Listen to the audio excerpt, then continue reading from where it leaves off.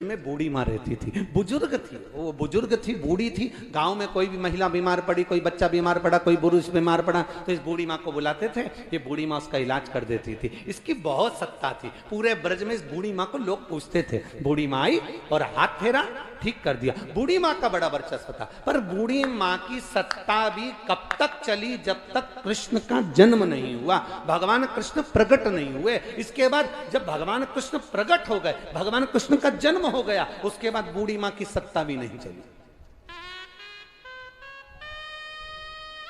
और सावधानी से सुनना रे ब्रजवासियों, कई लोग कह देते हैं ब्रज में रहने वाले को डरने की जरूरत नहीं। ब्रज में रहने वाला कभी मुख से यह मत कहना कि किसी ने तुम्हारे ऊपर टोना कर दिया। ब्रज में रहने वाला कभी मत कहना कि तुम्हारे ऊपर किसी ने चौकी बिठा दी। ब्रज में रहने वाला कभी मत कहना कि तुम्हारे ऊपर किसी ने टोना करा, कि टोटका करा, कि किसी ने नींबू पटका, कि किसी ने मिर्ची पटकी, कि किसी ने जादू करा, कि तंत्र विद्या करी, कि मंत्र विद्या करी। ब्रज की रज में कृष्ण और राधा बसते हैं, इसलिए रज पर न टोना होता है न टोटका होता है।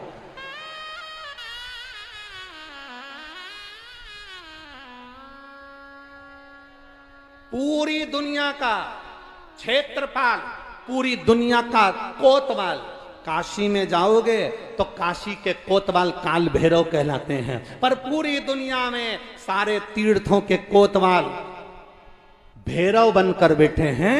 केवल ब्रज 84 कोस ऐसा है जहां का कोतवाल महादेव बनकर बैठा है। भूतेश्वर, चकलेश्वर, कामेश्वर, ये स्वयं कोतवाल बनकर बैठे हैं। केवल एक ब्रज की रज ऐसी है जहां का कोतवाल शिव है, जहां का क्षेत्रपाल शिव है। नहीं तो काशी के क्षेत्रपाल और कोतवाल भी काल भैरव है। उज्जैनी के क्षेत्रपाल स्वयं भैरव हैं। सारी दुनिया के जितने तीर्थ हैं, हरिद्वार, प्रयागराज, सबके कोतवाल भैरव कहलाते हैं। पर केवल एक ब्रज की रज ऐसी है जहां का कोतवाल स्वयं भूतेश्वर, चकलेश्वर, कामेश्वर, अशेश्वर भगवान शिव कहलाते हैं। यहां का कोतवाल क्षेत्रपाल मेरा शंकर है, मेरा शिव है। दुनिया में लोग मरते हैं, उसका हिसाब भैरव को देना पड़ता है, और ब्रज में जो मरता है उसका हिसाब शंकर को देना पड़ता है, शिव को देना पड़ता है। अकाल मृत्यु वो मरे जो काम करे चंडाल का, काल उसका क्या बिगाड़े जो भक्त हो मां काल का। ब्रज में सारी दुनिया में मरोगे उसका हिसाब भैरव देगा, पर ब्रज 84 कोस में कोई मर भी गया, प्राण छूट भी गए, तो उसका हिसाब शंकर जी को, भूतेश्वर को देना पड़ता है। मथुरा में विराजमान भूतेश्वर उसका हिसाब देते हैं। गोवर्धन परिक्रमा में चलते चलते ब्रजरज में कोई चले गया तो चकलेश्वर हिसाब देते हैं। वन क्षेत्र में कोई मर गया तो कामेश्वर, अश्वेश्वर हिसाब देते हैं। जी, ये हिसाब देने के लिए बैठे हैं कि इनका हिसाब देना पड़ेगा।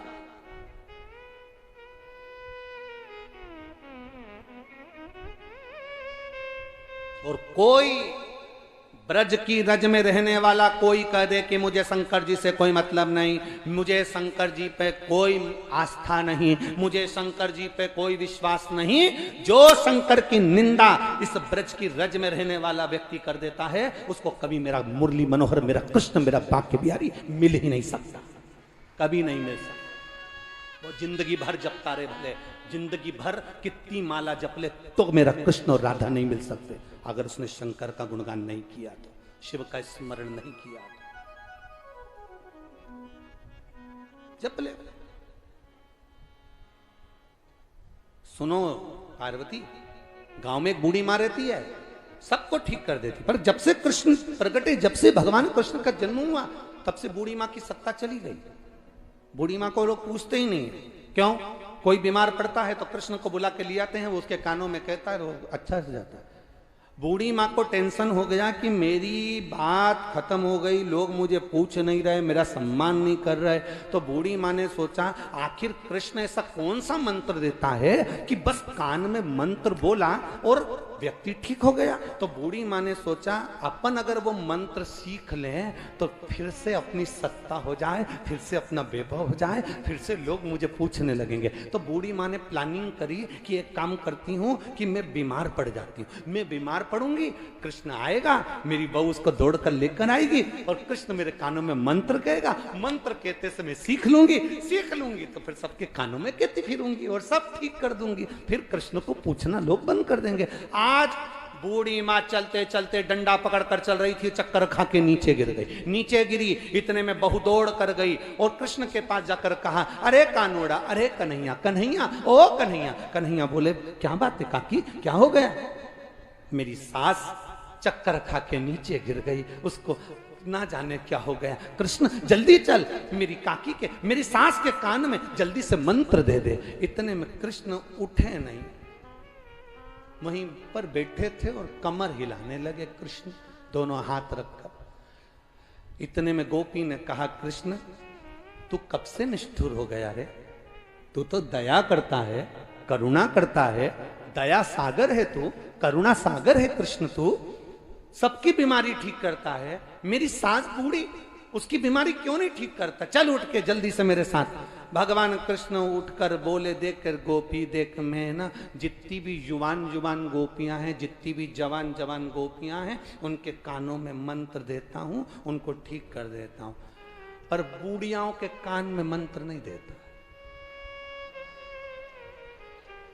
ये बुढ़ियों के कान में मैं मंत्र नहीं देता, तो फिर बुढ़ियाओं को ठीक कौन करेगा?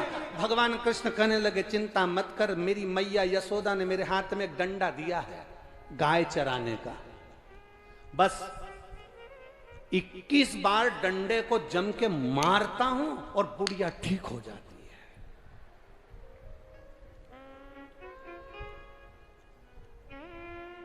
इतने में गोपी ने कहा, कुछ भी कर पर मेरी सास को ठीक कर दे, ले चल डंडा।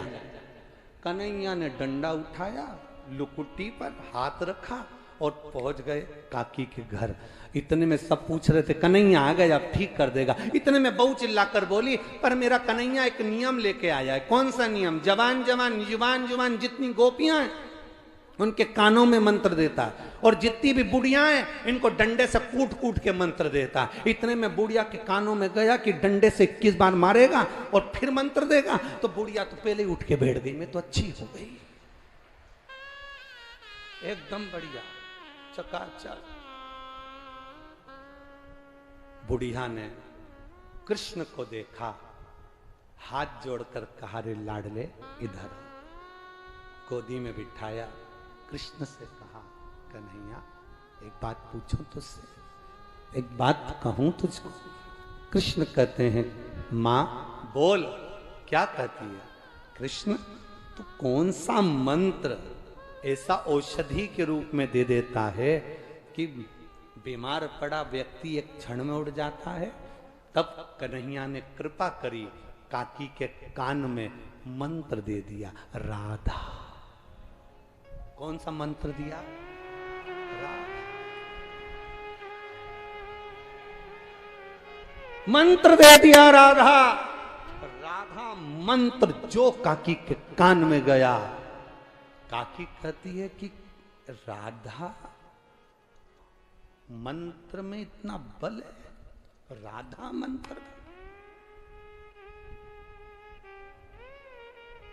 इतना बल। शिव कह रहे हैं पार्वती जी से, राधा औषधि है।